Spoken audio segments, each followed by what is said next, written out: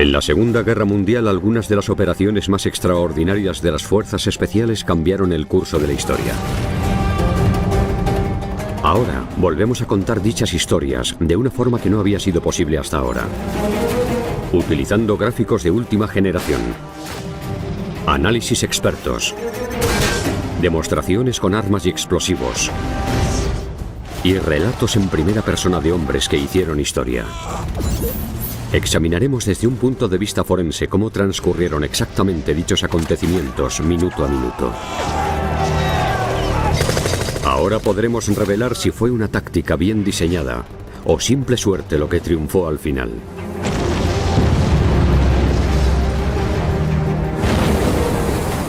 En este episodio, las fuerzas británicas llevarán a cabo uno de los ataques más arriesgados de la historia militar. Estrellar un destructor lleno de explosivos contra una instalación naval alemana muy bien defendida.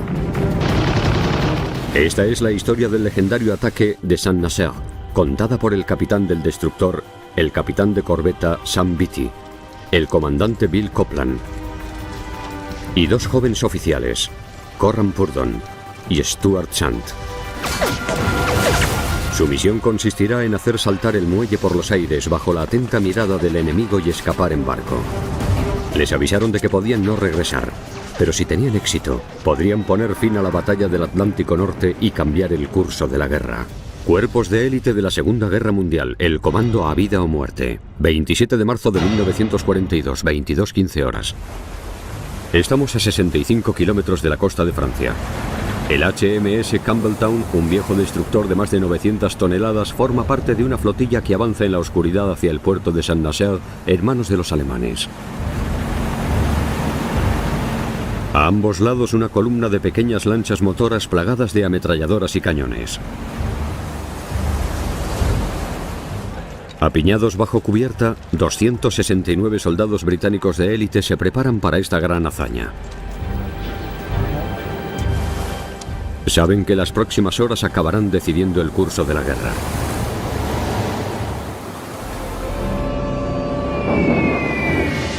Ya han pasado 2 años y medio desde que diera comienzo la Segunda Guerra Mundial y la Alemania nazi domina Europa. Una campaña desesperada se libra en el Atlántico Norte, donde la supervivencia británica depende de los convoyes que traen suministros de su nuevo aliado, Estados Unidos. Ahora, Alemania amenaza con utilizar un arma que provocaría el caos en esas rutas tan importantes. El Tirpitz es el buque de guerra más poderoso de la marina alemana, más letal incluso que su famosa nave gemela, el Bismarck. Pero su enorme tamaño plantea un dilema para la marina alemana, una que solo Saint-Nazaire podrá resolver. El muelle de Saint-Nazaire era tan importante porque era el único dique seco de Europa Occidental capaz de acoger un barco del tamaño del Tirpitz. Era el único sitio en el que podían reparar el Tirpitz.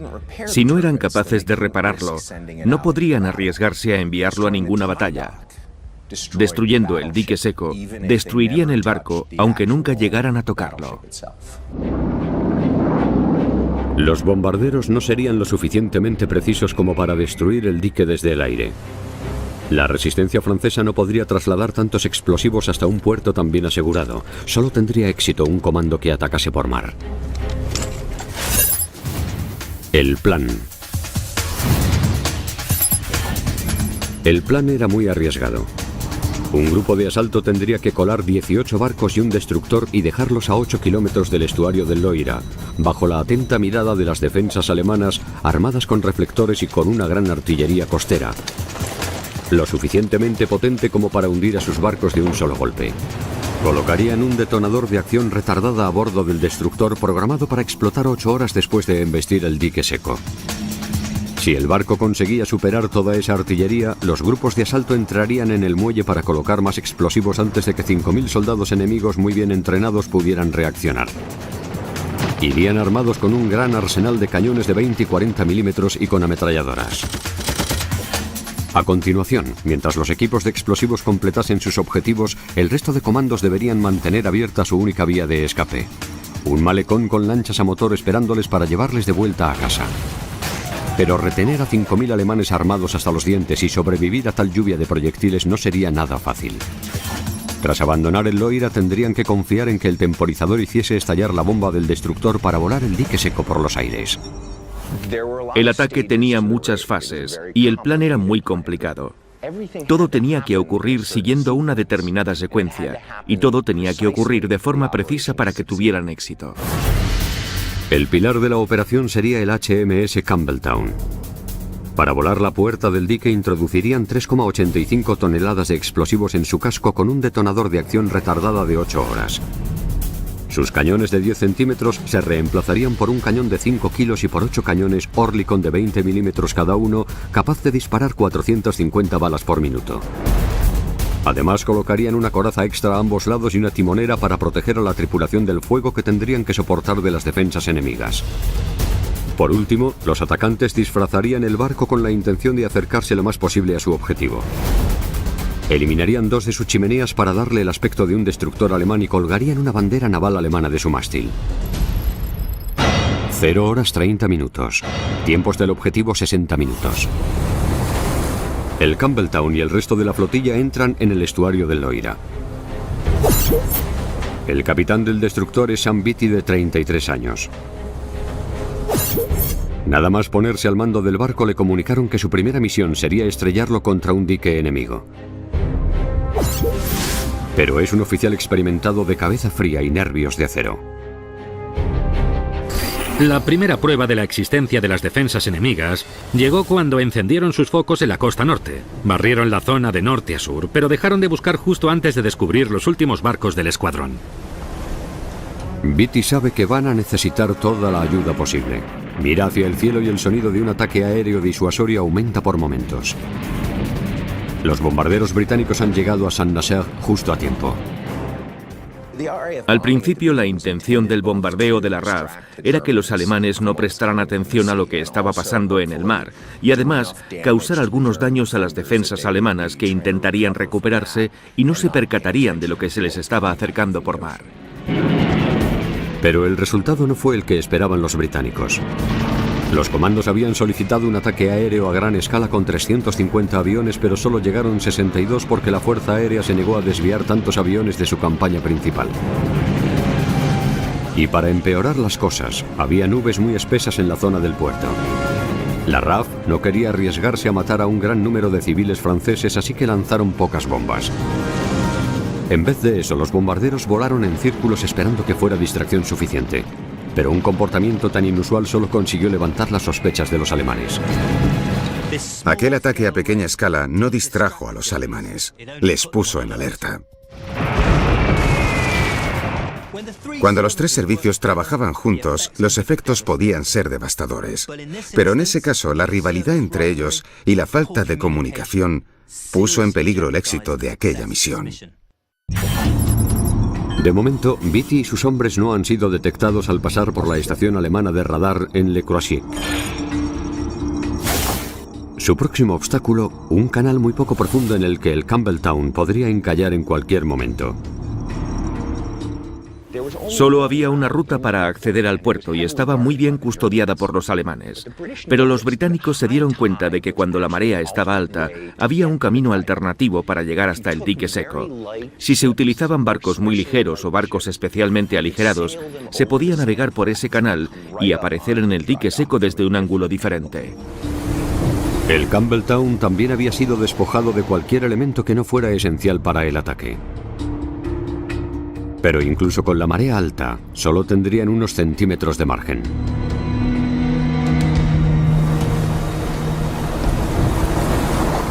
De repente, un brusco y terrible temblor se deja sentir cuando el Campbelltown impacta contra el suelo.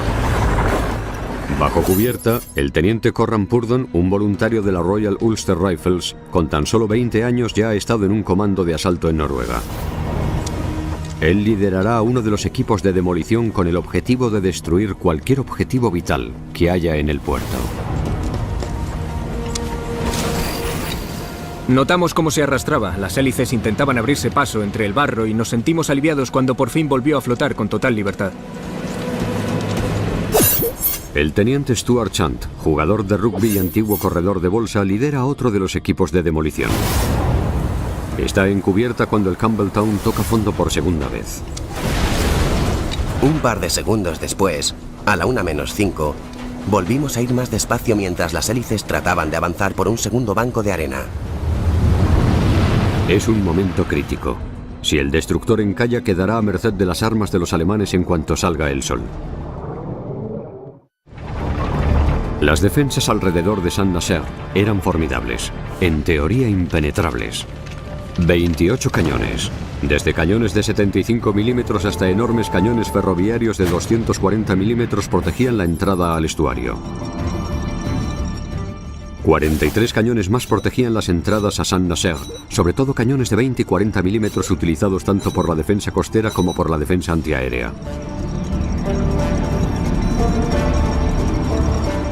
Había focos a ambas orillas del río. Y en el puerto había más cañones aún. Varias unidades custodiaban el puerto. Podrían conseguir que cientos de refuerzos de guarniciones cercanas acudiesen rápidamente. Purdon, Chant y el resto de comandos navegan hacia la boca del lobo. Saben que muchos de ellos no regresarán. Les dijeron que sería un viaje solo de ida, pero la camaradería era tal que eso les dio igual. Siempre y cuando estuvieran juntos se embarcarían en cualquier misión. Esta era la clase de dedicación que ofrecía una unidad de élite tan unida como la de los comandos. En la cubierta de proa del Campbelltown, el comandante Copland es el segundo al mando.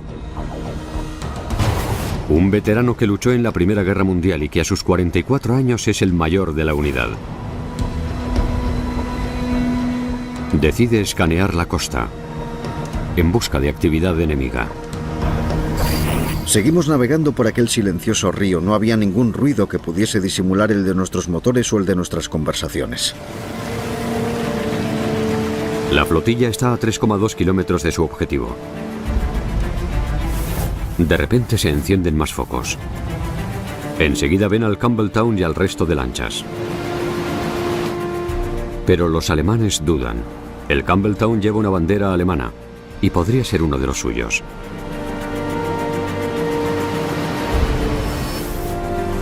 Beatty aún tiene un as bajo la manga. Cuando los alemanes perciben cierto peligro y lanzan disparos de advertencia, responde utilizando un indicativo que da a entender que están disparando a un barco amigo.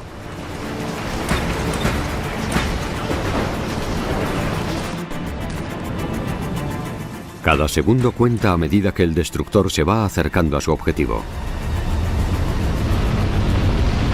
1 hora 23 minutos. Tiempo hasta el objetivo 7 minutos. Durante unos cruciales minutos el engaño funciona, pero cuando el barco se niega a parar, los alemanes se dan cuenta de que les han engañado y empiezan a disparar. La misión se ve comprometida cuando se desata una lluvia de proyectiles procedentes de todas partes, y aún no han alcanzado su objetivo. A medida que las balas alemanas van cayendo sobre los británicos que se acercan a Saint-Nazaire, Beatty ordena que bajen la bandera alemana y que icen la británica. A continuación, la flotilla se abre. El Campbelltown abrió fuego disparando hacia los focos. Lo normal era que se apagaran al recibir algún impacto, pero al poco tiempo volvían a encenderse. El veterano de la Primera Guerra Mundial, el comandante Bill Copland, nunca había visto nada igual. Fue como si todas las armas de la tierra abrieran fuego contra nosotros. Respondimos inmediatamente con nuestros cañones Oerlikon y su letal traqueteo. Desarrollado por una empresa suiza, el cañón Oerlikon solía utilizarlo tanto la Marina británica como la americana como arma antiaérea. Disparaba proyectiles explosivos de 20 milímetros a una tasa de 7 por segundo y era increíblemente eficaz contra objetivos ligeramente blindados, pero era incapaz de derribar fortificaciones enemigas, lo que pronto supondría un serio hándicap para los atacantes. Los ametralladores se unen disparando 500 balas por minuto con sus ametralladoras Bren, el arma de apoyo por excelencia de la infantería británica durante la Segunda Guerra Mundial. Esta es la ametralladora Bren, la ametralladora ligera británica. Se trata de una pieza muy robusta y útil. El tambor tiene una forma muy característica. Se quita con gran facilidad. Es sólido y robusto. Contiene 30 balas y se monta rápidamente. Si esta arma tiene alguna pega es que es demasiado precisa. Al disparar, las balas salen demasiado agrupadas. El objetivo de las armas de apoyo es que disparen proyectiles separados para que el enemigo tenga que bajar la cabeza. Las ametralladoras modernas de hoy en día están diseñadas para ser menos precisas que esta arma de la Segunda Guerra Mundial. A pesar del famoso poder de detención de las ametralladoras Bren, el tiroteo procede de un solo lado. Los barcos británicos identificados por los focos son objetivos fáciles. Las víctimas empiezan a amontonarse rápidamente. A través de la ventana blindada del Campbelltown, el teniente Chant ve cómo las pequeñas lanchas están siendo acribilladas a balazos. Desde popa veíamos cómo el fuego brillaba en la superficie del río y cómo las lanchas trataban de librar una desesperada batalla por la supervivencia contra la aplastante potencia de fuego alemana. 15 lanchas Fairmile B transportan los enseres de los comandos y serán su vía de escape. Son barcos de madera de 34 metros de largo con 2 motores de 600 caballos capaces de alcanzar una velocidad máxima de 20 nudos. 2 cañones Oerlikon y varias ametralladoras le proporcionan apoyo de fuego. Normalmente utilizadas para patrullar la costa y buscar submarinos, nunca fueron diseñadas para llevar a cabo un ataque. Sin embargo, son lo único de lo que dispone la Marina. Su gran desventaja, una absoluta falta de blindaje. Hasta la bala de un rifle podría llegar a atravesarlas. Además, para que lleguen hasta Saint-Nazaire y vuelvan, es preciso instalar tanques de combustible extra en las cubiertas. Un solo impacto y cada una de las lanchas podría convertirse en una bomba de gasolina flotante. Burdon, bajo la cubierta del Campbelltown, está más protegido que muchos, pero ni siquiera él está a salvo. Sentíamos y oíamos el impacto de los proyectiles alemanes contra el casco del Campbelltown. Un proyectil de un rojo brillante atravesó la sala mientras estábamos ahí sentados, pero pasó de largo sin estallar. 1 hora 29 minutos. Tiempo hasta el objetivo 60 segundos. La timonera blindada está recibiendo fuertes impactos por todas partes. El timonel, el suboficial de Marina Wellsted, recibe un disparo y muere. Su sustituto es derribado en cuestión de segundos. El teniente Nigel Tibbets se pone al mando. Será el hombre encargado de llenar el barco de explosivos. El teniente Tibbets se hizo con el timón, puso rumbo al viejo espigón y dirigió el barco hacia el objetivo. 18 nudos y solo quedaban 90 metros. Nos agarramos como si tratáramos de encontrar alguna clase de protección mientras esperábamos el terrible impacto y entonces chocamos.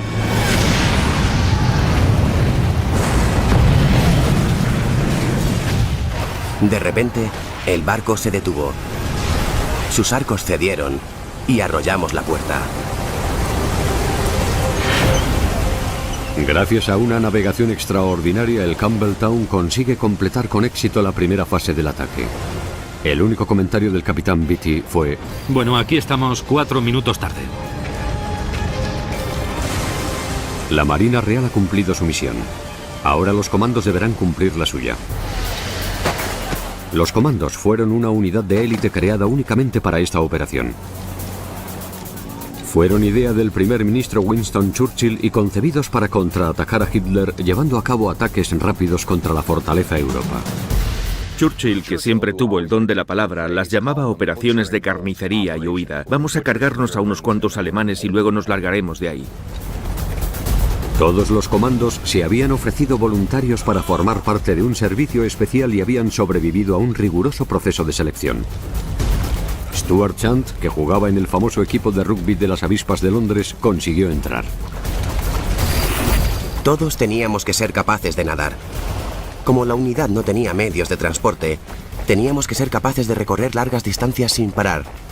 La distancia estándar para todos los rangos era de 100 kilómetros en 24 horas, casi el doble de la velocidad de cualquier hombre de infantería. También nos enseñaban a manejar explosivos, a llevar a cabo demoliciones y a manejarnos en combate sin armas. Dos antiguos policías de Shanghái, William Fairbairn y Eric Sykes, les entrenaban en combates mano a mano. También diseñaron un nuevo cuchillo para ellos basándose en su experiencia luchando en las calles.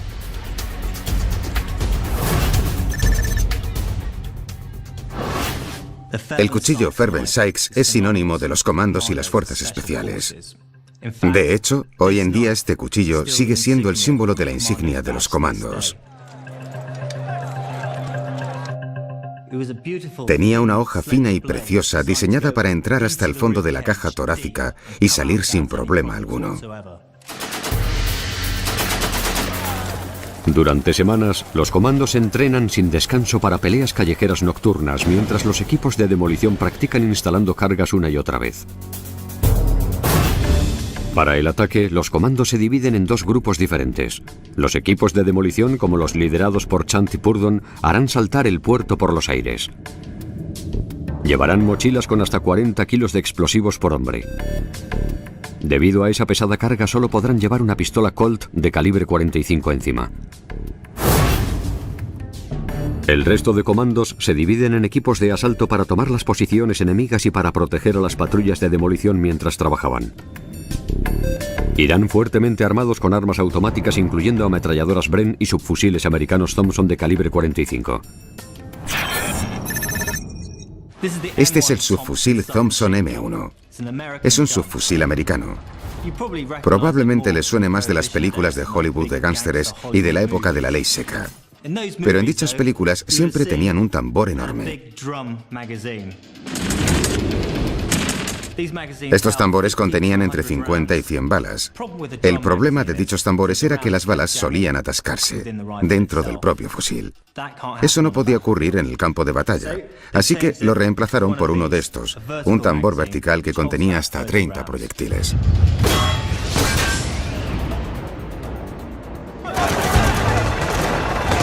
El momento de los comandos ha llegado. A medida que las lanchas motoras empiezan a desembarcar, los hombres a bordo del maltrecho Campbelltown se dirigen hacia sus objetivos. Los 70 comandos del Campbelltown se dividen en 9 equipos. 2 equipos de asalto liderarán el camino y tomarán las posiciones enemigas que encuentren a izquierda y derecha, mientras los equipos de demolición avanzarán hasta sus objetivos. El equipo del teniente Chant irá hacia la estación de bombeo del dique seco. El equipo del teniente Purdon hacia la caseta eléctrica norte y más equipos hacia la puerta norte del dique y la caseta sur. Cuando todos los objetivos hayan sido destruidos, se retirarán hasta el punto de evacuación. 1 hora 40 minutos. Tiempo desde el desembarco 6 minutos. Los comandos de asalto acaban con todos los emplazamientos de armas que encuentran a su alrededor. Eso le proporciona al resto unos minutos cruciales antes de que los alemanes respondan a su repentina invasión a pequeña escala. Despejan un camino para que el teniente Chant y su equipo de demolición puedan abrirse paso hasta la estación de bombeo. La estación de bombeo sube y baja el nivel del agua del dique seco. Su destrucción es de vital importancia, casi tanto como la del dique en sí. Una pequeña carga consigue abrir la puerta. Chant ha recibido un disparo en la pierna durante la incursión y tiene que abrirse camino con dolor y cuidado hasta el sótano.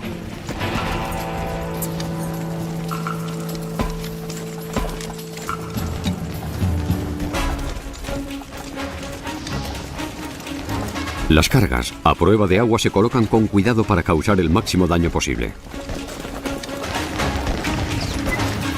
El equipo de Chant utiliza un explosivo casi el doble de potente que el TNT. Vamos a simular una estación de bombeo con una lavadora. Tiene un sistema de bombeo dentro. Lo que vamos a hacer es coger un poco del explosivo plástico que se utilizó para sabotear la estación. Tenemos un equivalente moderno, pero está basado en el mismo explosivo RDX. Vamos a coger 100 gramos y vamos a colocarlos encima de la lavadora. Colocaremos un detonador dentro y veremos qué ocurre.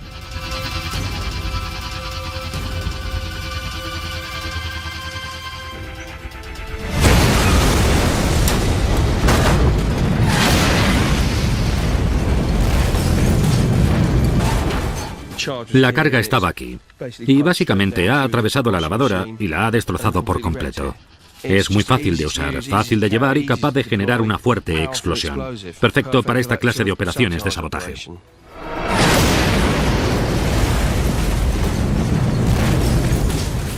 Para destruir la estación de bombeo de Saint-Nazaire, los comandos utilizaron unas 700 veces más explosivos.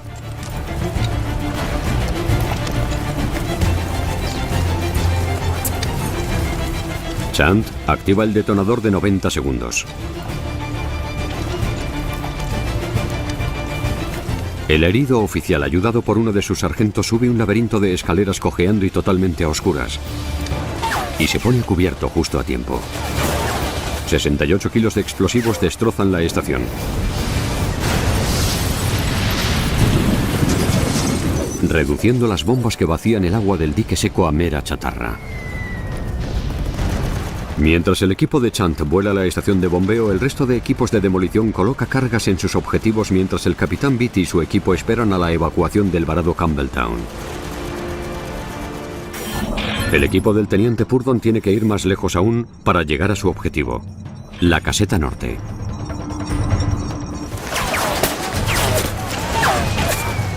Cuentan con la protección del equipo de 3 hombres del teniente Denison. Cuando se ven sometidos al intenso fuego de un grupo de alemanes situados en una trinchera, los hombres de Denison entran en acción.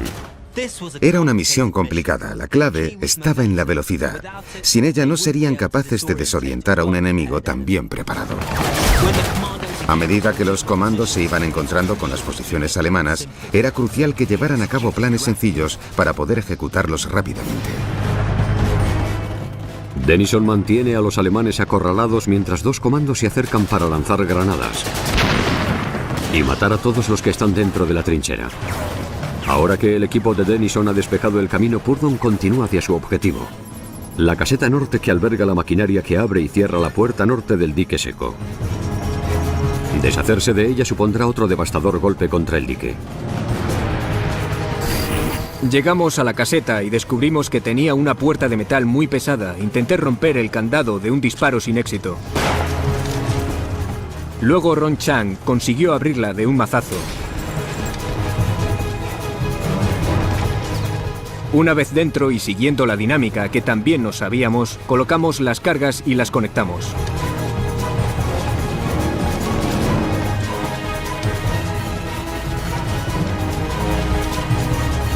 Una vez que los explosivos están conectados, el equipo de demolición de Purdon se retira hasta una distancia segura y detona las cargas.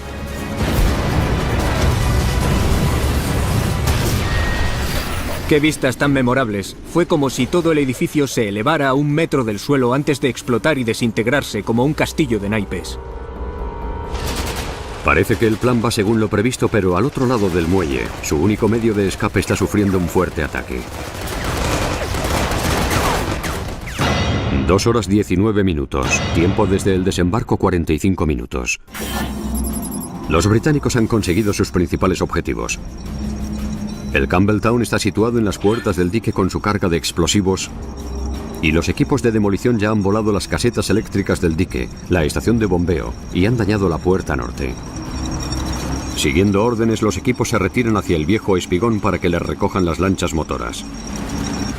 Tal y como temían, el lugar está plagado de soldados enemigos, así que las probabilidades de salir de ahí con vida o de evitar la captura parecen prácticamente imposibles. Pero mientras el equipo de demolición de Purdon se retira, sufren el ataque de las posiciones alemanas situadas alrededor del dique. El ruido de los disparos era aterrador y la zona no dejaba de iluminarse por los focos y el fuego de las explosiones.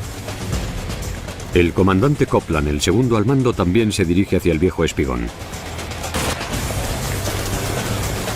Intentamos escondernos entre los edificios. Muros de casi 4 metros nos bloqueaban el paso y el tiempo volaba.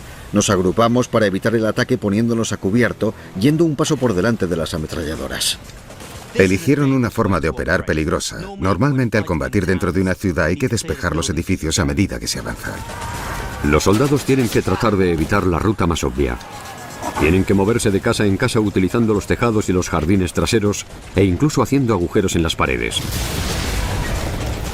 Pero la ruta más obvia es su única vía de escape y su huida depende de los equipos armados que están defendiendo el viejo espigón hasta que los demás puedan subirse a las lanchas motoras y huir de allí.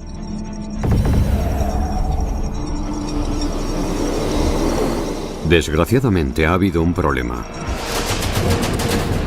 Las lanchas motoras desprotegidas y con tanques de combustible en sus cubiertas han sido víctimas del fuego enemigo. Varias de ellas están en llamas. Una de las lanchas recibió el impacto de un cañón de 37 milímetros y salió volando por los aires. De toda la tripulación y los comandos, solo un hombre salió con vida.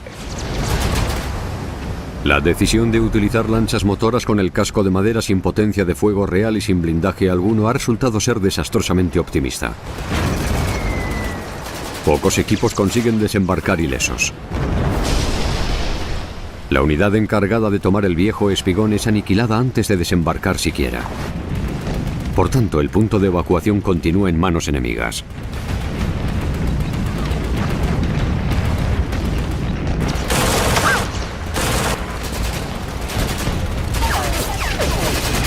De los 6 barcos que debían desembarcar en el viejo espigón, solo uno consigue llegar antes de sufrir una lluvia de granadas y disparos cercanos.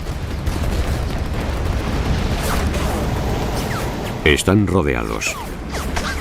El comandante Bill Copeland está al mando de la fase de evacuación, pero rápidamente se da cuenta de que ya no hay nada que dirigir. Mi preciosa imagen de 14 lanchas motoras vacías solo había sido un sueño. La mayoría estaban hundidas o en llamas. En la oscuridad de la noche resplandecía un mar de petróleo en llamas.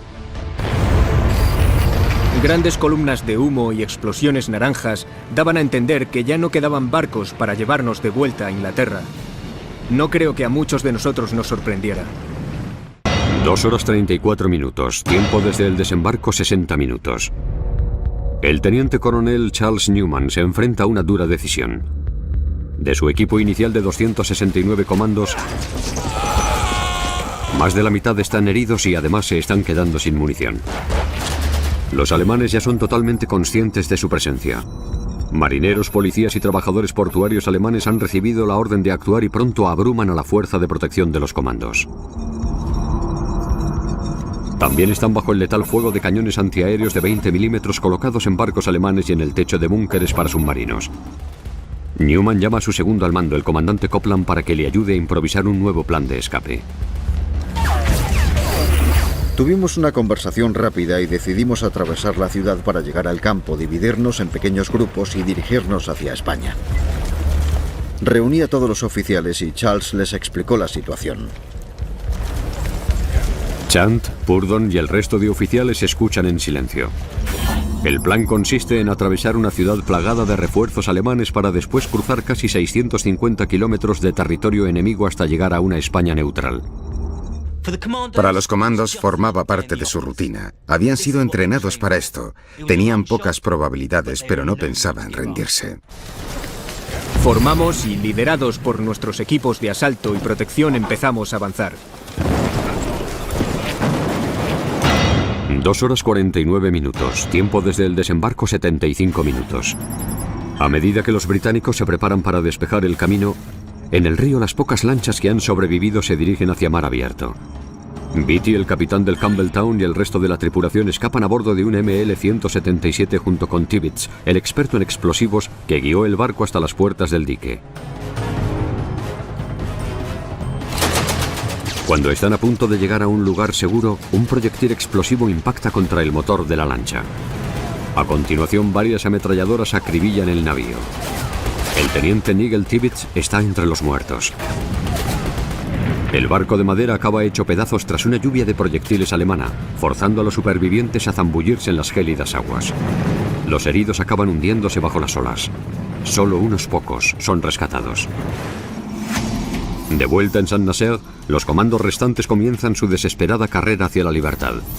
Evitando la plaza del casco antiguo asediada por fuego alemán, deciden rodearla y dirigirse hacia el único puente que puede conectarles con el resto de la ciudad.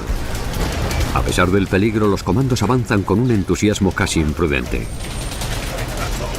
Entre ellos va el teniente Corran Purdon, cuyo equipo voló la caseta norte, y Stuart Chant, que consiguió escapar de la demolición de la estación de bombeo. Nos disparaban desde todas partes. Algunos proyectiles venían de muy cerca, pero seguimos avanzando como un equipo de jugadores de rugby. A veces nos reíamos, maldecíamos, tratábamos de animarnos y de vez en cuando alguien recibía un impacto.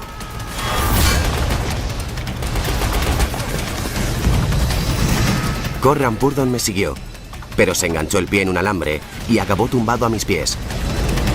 Empezamos a reírnos y le ayudamos a ponerse en pie. Ese era el ambiente que había en aquel momento. A pesar de las risas, los hombres van cayendo ante el intenso fuego alemán. Chant recibe un disparo en la rodilla y es incapaz de moverse. Era incapaz de seguir corriendo o caminando siquiera y me desplomé. Ron Butler, uno de mis sargentos, y el joven Jimmy Brown decidieron cargar conmigo hasta que me di cuenta de que estaba siendo un obstáculo para su propia supervivencia y les ordené que me dejaran allí. Cuando Copeland, Purdon y el resto de supervivientes llegan al puente que les separa de la ciudad de Saint-Nazaire, emprenden un último ataque, a vida o muerte, para cruzar 65 metros de campo abierto. No tenían tiempo para identificar las posiciones enemigas. Su única opción era cargar rápidamente contra los defensores alemanes situados en el puente y tratar de llegar al fortín del extremo más lejano. Disparar desde la cadera es algo que no aparece en ningún manual táctico, pero la situación lo requería y había que hacerlo rápida y contundentemente. Una lluvia de fuego enemigo estalló mientras cruzábamos el puente. Los proyectiles impactaban contra las vigas, las balas golpeaban y rebotaban contra los adoquines. Las ametralladoras enemigas disparan alto. En cuestión de segundos, los comandos consiguen llegar al otro lado. El comandante Copeland se detiene para vaciar su pistola contra uno de los fortines antes de que los británicos desaparezcan entre las calles de Saint-Nazaire. Nos dividimos en grupos más pequeños y a mí me tocó con el coronel Newman y con el comandante Copeland. Luego empezamos lo que más tarde se llamó la carrera de obstáculos de Saint-Nazaire, trepando muros de jardines y entrando y saliendo de las casas. Con el amanecer acercándose y cientos de alemanes peinando las calles, los comandos se esconden bajo tierra. Tienen pensado esperar a que pase el día y huir cuando vuelva a oscurecer. Pero el cerco se va cerrando. El comandante Copeland y 15 más están escondidos en un sótano. Oí pasos encima de mí, luego una voz y a continuación gritos alemanes. Esperaba que una granada de mano estallara en cualquier momento, pero no ocurrió. En lugar de eso, alemanes plagados de granadas y subfusiles Tommy aparecieron en la puerta.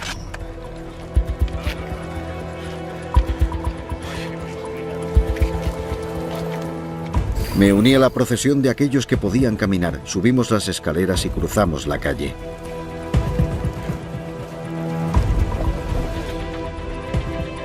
Poco a poco todos los equipos acaban acorralados y obligados a rendirse. Parece que el ataque ha sido un desastre y su barco, diseñado para ocuparse del golpe final, gracias a una enorme explosión, continúa ahí silencioso junto a la puerta del dique. 5 horas 34 minutos, tiempo desde el desembarco 4 horas. Mientras los alemanes continúan buscando casa por casa a Chant, herido en la rodilla e incapaz de moverse, no tardan en encontrarle. 3 alemanes con uniformes negros y cascos de acero se dirigieron hacia nosotros. Eran hostiles e iban armados con pistolas Schmeisser. Los alemanes estaban muy nerviosos y reaccionaron de forma violenta cuando nos vieron. Nos gritaron y nos apuntaron con armas.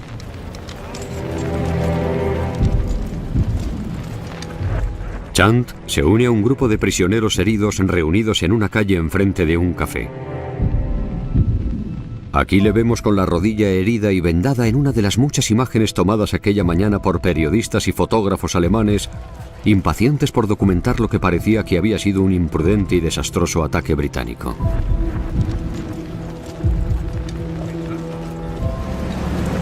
Van trayendo a más soldados y marineros del río. Entre ellos el capitán Beatty, que solo lleva una manta. Fue apresado por un torpedero alemán tras la destrucción del ML-177. Hay algo que los prisioneros desean saber de forma desesperada, pero que nadie se atreve a preguntar. ¿Por qué el HMS Campbelltown no ha explotado? El destructor continúa inmovilizado. y en su interior hay 3,85 toneladas de amatol, un potente explosivo situado directamente sobre la puerta del dique seco. Los explosivos deberían de haber detonado hace más de una hora. Ahora los oficiales y especialistas técnicos alemanes están inspeccionando el barco. Pronto se une algún cazador de souvenirs e incluso las queridas y novias de los oficiales alemanes.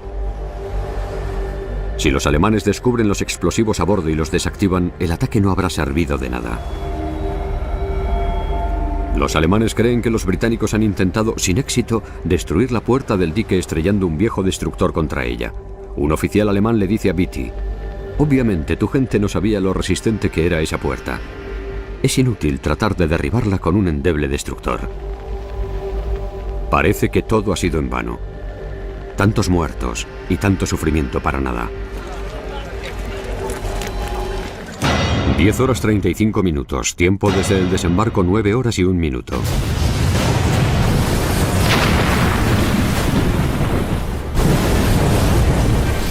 Notamos un gran estruendo cuando el HMS Campbelltown saltó por los aires.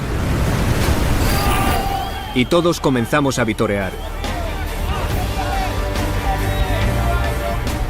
Toda la ciudad se ve sacudida por la explosión. Había unos 100 alemanes a bordo del destructor cuando explotó. Los restos humanos llegaron tan lejos que los equipos de limpieza tardaron varios días en encontrarlos todos y deshacerse de ellos. La puerta, de 1.360 toneladas, acaba totalmente desencajada. El río lo inunda todo y se lleva los restos del Campbelltown con él. El ataque de Saint-Nazaire ha cumplido su objetivo, a pesar de ser prácticamente imposible. A pesar de todas las dificultades y de todo lo que salió mal, el ataque fue un gran éxito. Causó tantos daños en el dique que los alemanes no pudieron repararlo durante la guerra. El dique seco no volvió a funcionar hasta 1947, más de 5 años después del ataque. La destrucción del dique seco de Saint-Nazaire aseguró que el Tirpitz jamás volviera a navegar en el Atlántico.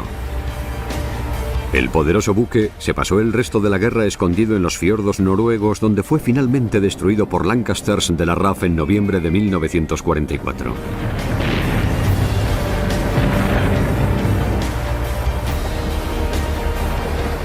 Pero el éxito les salió muy caro. Solo 3 de las 17 lanchas motoras que participaron en el ataque escaparon del infierno de Saint-Nazaire y consiguieron volver a Inglaterra. De los 611 hombres que participaron en el ataque, 2/3 fueron asesinados o capturados. 5 comandos consiguieron escapar y llegar a territorio neutral español con la ayuda de civiles franceses para luego cruzar hasta Gibraltar y volver en barco a Inglaterra. Muchos de los 168 británicos que fallecieron fueron enterrados por los alemanes, con todos los honores militares. Entre los 215 prisioneros estaban el veterano de la Primera Guerra Mundial, el comandante Bill Copland, el teniente herido Stuart Chant, el joven oficial irlandés Corran Purdon y el capitán del Campbelltown, Sam Beatty.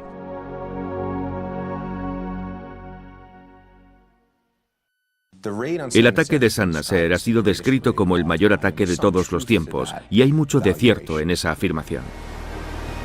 El ataque de Saint-Nazaire sigue siendo una de las hazañas más destacadas de la historia militar. Gracias a un intrépido plan, ejecutado con increíble valor y determinación, los comandos causaron un impacto de proporciones épicas y durante el proceso forjaron una leyenda que perdura hoy en día.